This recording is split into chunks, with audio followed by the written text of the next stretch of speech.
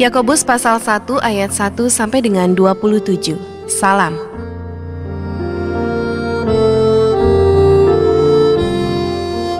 Salam dari Yakobus, hamba Allah dan Tuhan Yesus Kristus kepada kedua belas suku di perantauan.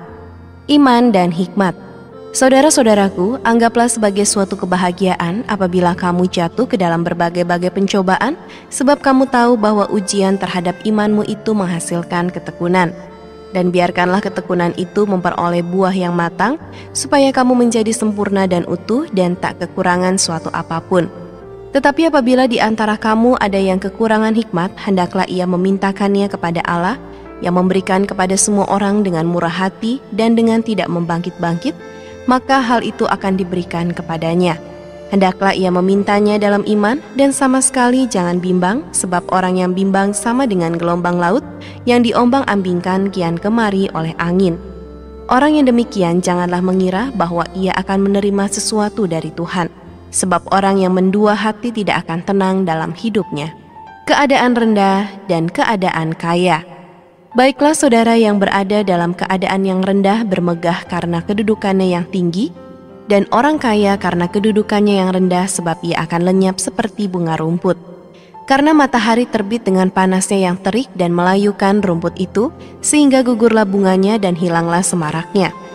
Demikian jugalah halnya dengan orang kaya, di tengah-tengah segala usahanya ia akan lenyap. Pengujian dan pencobaan. Berbahagialah orang yang bertahan dalam pencobaan, sebab apabila ia sudah tahan uji, ia akan menerima mahkota kehidupan yang dijanjikan Allah kepada barang siapa yang mengasihi Dia.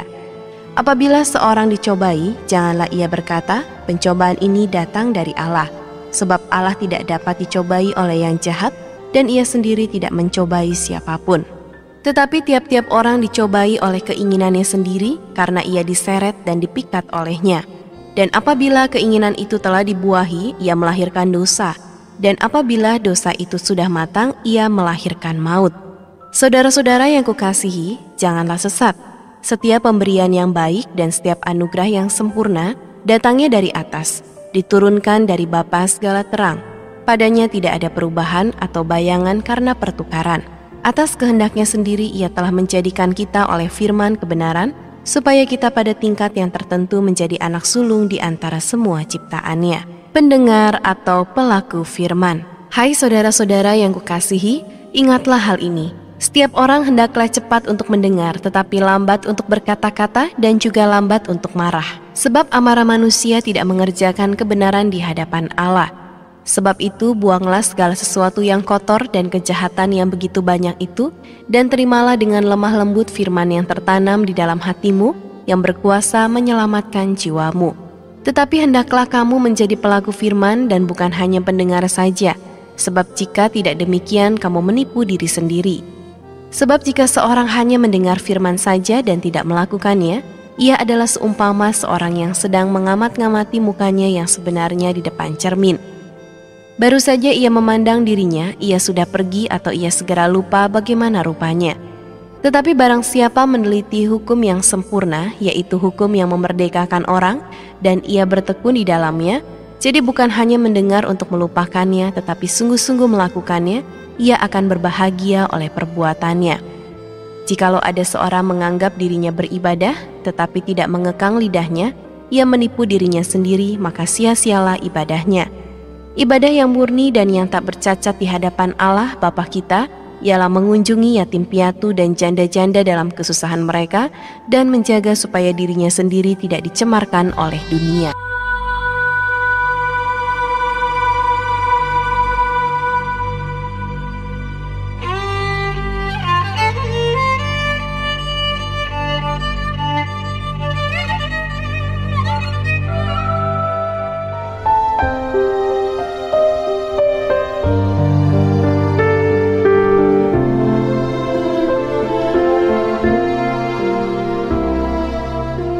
Yakobus pasal 2 ayat 1 sampai dengan 26.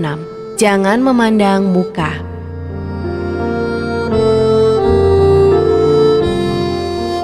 Saudara-saudaraku, sebagai orang yang beriman kepada Yesus Kristus, Tuhan kita yang mulia, janganlah iman itu kamu amalkan dengan memandang muka, Sebab jika ada seorang masuk ke dalam kumpulanmu dengan memakai cincin emas dan pakaian indah, dan datang juga seorang miskin ke situ dengan memakai pakaian buruk, dan kamu menghormati orang yang berpakaian indah itu dan berkata kepadanya, "Silakan Tuan duduk di tempat yang baik ini," sedang kepada orang yang miskin itu kamu berkata, "Berdirilah di sana," atau "Duduklah di lantai ini dekat tumpuan kakiku." Bukankah kamu telah membuat pembedaan di dalam hatimu dan bertindak sebagai hakim dengan pikiran yang jahat? Dengarkanlah hai saudara-saudara yang kukasihi. Bukankah Allah memilih orang-orang yang dianggap miskin oleh dunia ini untuk menjadi kaya dalam iman dan menjadi ahli waris kerajaan yang telah dijanjikannya kepada barang siapa yang mengasihi Dia? Tetapi kamu telah menghinakan orang-orang miskin. Bukankah justru orang-orang kaya yang menindas kamu dan yang menyeret kamu ke pengadilan? Bukankah mereka yang menghujat nama yang mulia yang olehnya kamu menjadi milik Allah? Akan tetapi, jikalau kamu menjalankan hukum utama yang tertulis dalam kitab suci, "Kasihilah sesamamu manusia seperti dirimu sendiri," kamu berbuat baik. Tetapi jikalau kamu memandang muka, kamu berbuat dosa, dan oleh hukum itu menjadi nyata bahwa kamu melakukan pelanggaran. Sebab barang siapa menuruti seluruh hukum itu tetapi mengabaikan satu bagian daripadanya, ia bersalah terhadap seluruhnya. Sebab ia yang mengatakan, "Jangan berzina," ia mengatakan juga, "Jangan membunuh." Jadi jika kamu tidak berzina tetapi membunuh, maka kamu menjadi pelanggar hukum juga. Berkatalah dan berlakulah seperti orang-orang yang akan dihakimi oleh hukum yang memerdekakan orang. Sebab penghakiman yang tak berbelas kasihan akan berlaku atas orang yang tidak berbelas kasihan. Tetapi belas kasihan akan menang atas penghakiman. Iman tanpa perbuatan pada hakikatnya adalah mati. Apakah gunanya, saudara-saudaraku, jika seorang mengatakan bahwa ia mempunyai iman padahal ia tidak mempunyai perbuatan? Dapatkah iman itu menyelamatkan dia? Jika seorang saudara atau saudari tidak mempunyai pakaian dan kekurangan makanan sehari-hari, dan seorang dari antara kamu berkata, "Selamat jalan, kenakanlah kain panas dan makanlah sampai kenyang," tetapi ia tidak memberikan kepadanya apa yang perlu bagi tubuhnya, apakah gunanya itu? Demikian juga halnya dengan iman. Jika iman itu tidak disertai perbuatan, maka iman itu pada hakikatnya adalah mati. Tetapi mungkin ada orang yang berkata, "Padamu ada iman dan padaku ada perbuatan." Aku akan menjawab dia, "Tunjukkanlah kepadaku imanmu itu tanpa perbuatan, dan aku akan menunjukkan kepadamu imanku dari perbuatan-perbuatanku." Engkau percaya bahwa hanya ada satu Allah saja? Itu baik. Tetapi setan-setan pun juga percaya akan hal itu dan mereka gemetar. Hai manusia yang bebal, maukah engkau mengakui sekarang bahwa iman tanpa perbuatan adalah iman yang kosong? Bukankah Abraham, bapa kita, dibenarkan karena perbuatan-perbuatannya ketika ia mempersembahkan Ishak, anaknya di atas mezbah? Kamu lihat bahwa iman bekerja sama dengan perbuatan-perbuatan, dan oleh perbuatan-perbuatan itu iman menjadi sempurna. Dengan jalan demikian genaplah nas yang mengatakan, "Lalu percayalah Abraham kepada Allah, maka Allah memperhitungkan hal itu kepadanya sebagai kebenaran." Karena itu Abraham disebut sahabat Allah. Jadi kamu lihat bahwa manusia dibenarkan karena perbuatan-perbuatannya dan bukan hanya karena iman. Dan bukankah demikian juga Rahab pelacur itu dibenarkan karena perbuatan-perbuatannya ketika ia menyembunyikan orang-orang yang disuruh itu di dalam rumahnya, lalu menolong mereka lolos melalui jalan yang lain? Sebab seperti tubuh tanpa roh adalah mati, demikian jugalah iman tanpa perbuatan-perbuatan adalah mati.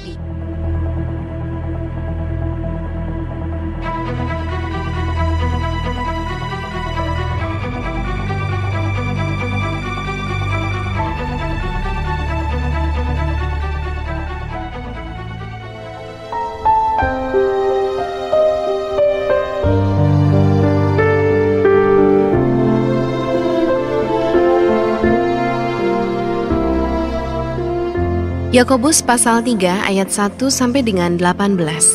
Dosa karena lidah.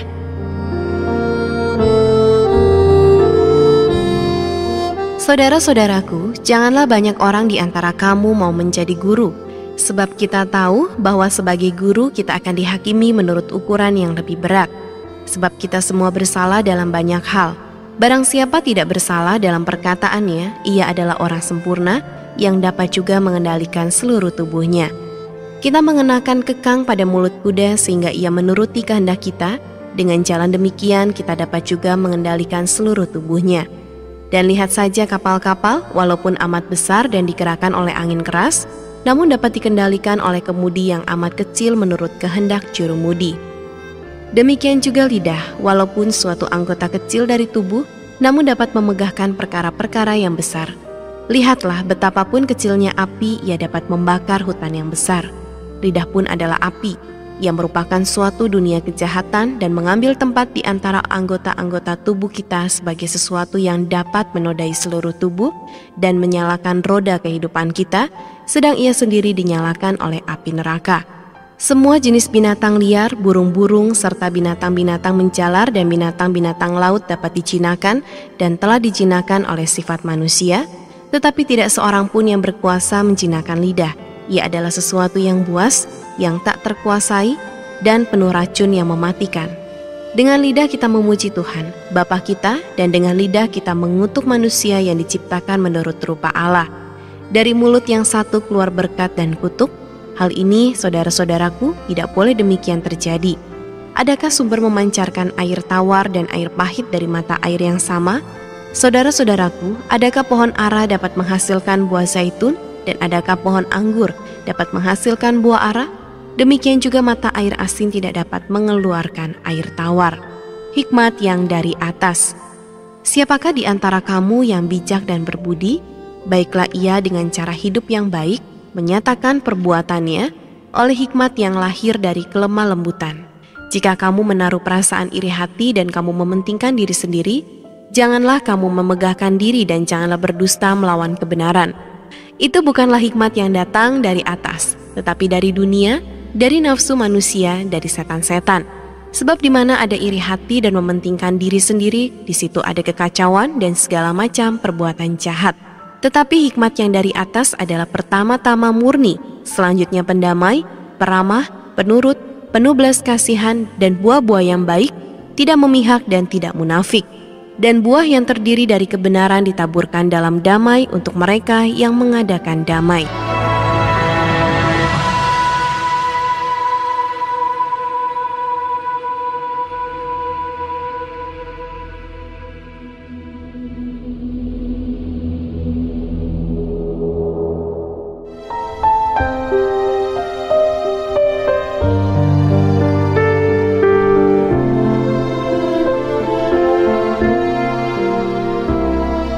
Yakobus pasal 4 ayat 1 sampai dengan 17. Hawa nafsu dan persahabatan dengan dunia.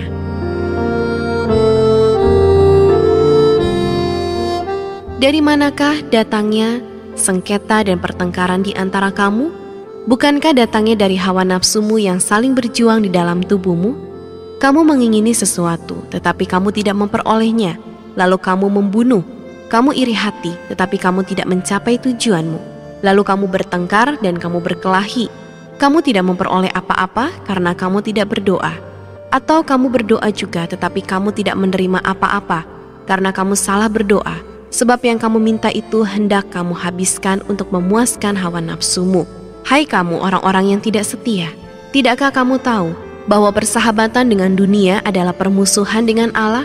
Jadi barang siapa hendak menjadi sahabat dunia ini, ia menjadikan dirinya musuh Allah. Janganlah kamu menyangka bahwa kitab suci tanpa alasan berkata, roh yang ditempatkan Allah di dalam diri kita diingininya dengan cemburu. Tetapi kasih karunia yang dianugerahkannya kepada kita lebih besar daripada itu. Karena itu ia katakan, Allah menentang orang yang congkak, tapi mengasihani orang yang rendah hati. Karena itu tunduklah kepada Allah dan lawanlah iblis, maka ia akan lari daripadamu. Mendekatlah kepada Allah dan ia akan mendekat kepadamu. Tahirkanlah tanganmu, hai kamu orang-orang berdosa, dan sucikanlah hatimu, hai kamu yang mendua hati. Sadarilah kemalanganmu, berduka cita dan merataplah. Hendaklah tertawamu kamu ganti dengan ratap, dan sukacitamu dengan duka cita. Rendahkanlah dirimu di hadapan Tuhan, dan ia akan meninggikan kamu. Jangan menfitnah orang. Saudara-saudaraku, janganlah kamu saling memfitnah. Barang siapa memfitnah saudaranya atau menghakiminya, ia mencela hukum dan menghakiminya. Dan jika engkau menghakimi hukum, maka engkau bukanlah penurut hukum tetapi hakimnya.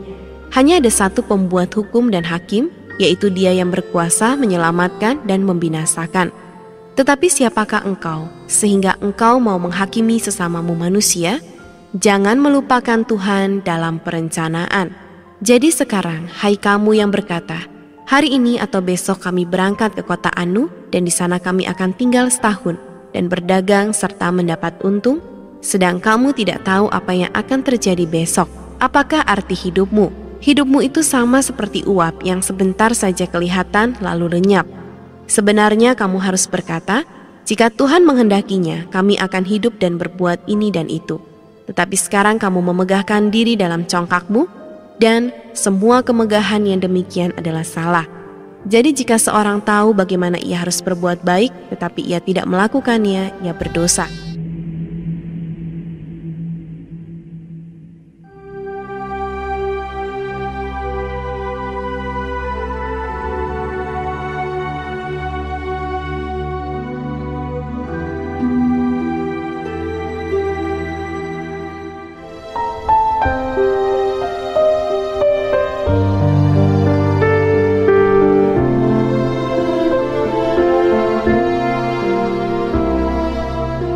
Yakobus pasal 5 ayat 1 sampai dengan 20. Peringatan kepada orang kaya.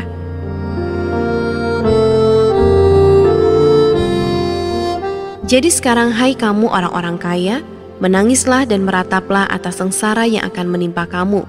Kekayaanmu sudah busuk dan pakaianmu telah dimakan ngengap. Emas dan perakmu sudah berkarat, dan karatnya akan menjadi kesaksian terhadap kamu dan akan memakan dagingmu seperti api. Kamu telah mengumpulkan harta pada hari-hari yang sedang berakhir. Sesungguhnya telah terdengar teriakan besar karena upah yang kamu tahan dari buruh yang telah menuai hasil ladangmu, dan telah sampai ke telinga Tuhan semesta alam keluhan mereka yang menyabit panenmu. Dalam kemewahan kamu telah hidup dan berfoya-foya di bumi, kamu telah memuaskan hatimu sama seperti pada hari penyembelihan. Kamu telah menghukum, bahkan membunuh orang yang benar, dan ia tidak dapat melawan kamu. Bersabar dalam penderitaan. Karena itu saudara-saudara, bersabarlah sampai kepada kedatangan Tuhan.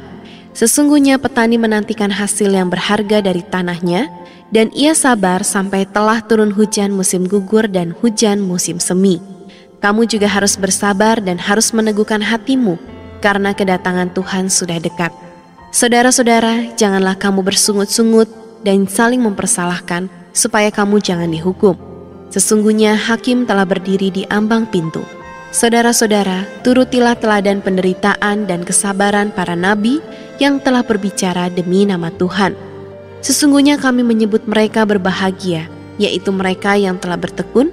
Kamu telah mendengar tentang ketekunan Ayub, dan kamu telah tahu apa yang pada akhirnya disediakan Tuhan baginya, karena Tuhan Maha Penyayang dan penuh belas kasihan. Mengenai sumpah dan doa untuk orang sakit. Tetapi yang terutama, saudara-saudara, janganlah kamu bersumpah demi sorga maupun demi bumi atau demi sesuatu yang lain. Jika ya, hendaklah kamu katakan ya, jika tidak, hendaklah kamu katakan tidak, supaya kamu jangan kena hukuman. Kalau ada seorang di antara kamu yang menderita, baiklah ia berdoa. Kalau ada seorang yang bergembira, baiklah ia menyanyi. Kalau ada seorang di antara kamu yang sakit, baiklah ia memanggil para penatua jemaat, supaya mereka mendoakan dia serta mengolesnya dengan minyak dalam nama Tuhan. Dan orang yang lahir dari iman akan menyelamatkan orang sakit itu, dan Tuhan akan membangunkan dia. Dan jika ia telah berbuat dosa, maka dosanya itu akan diampuni. Karena itu hendaklah kamu saling mengaku dosamu dan saling mendoakan supaya kamu sembuh. Doa orang yang benar bila dengan yakin didoakan sangat besar kuasanya. Elia adalah manusia biasa sama seperti kita, dan ia telah bersungguh-sungguh berdoa supaya hujan jangan turun, dan hujan pun tidak turun di bumi selama 3 tahun dan 6 bulan. Lalu ia berdoa pula, dan langit menurunkan hujan, dan bumi pun mengeluarkan buahnya. Saudara-saudaraku, jika ada di antara kamu yang menyimpang dari kebenaran dan ada seorang yang membuat dia berbalik, ketahuilah bahwa barang siapa membuat orang berdosa berbalik dari jalan yang sesat, ia akan menyelamatkan jiwa orang itu dari maut dan menutupi banyak dosa.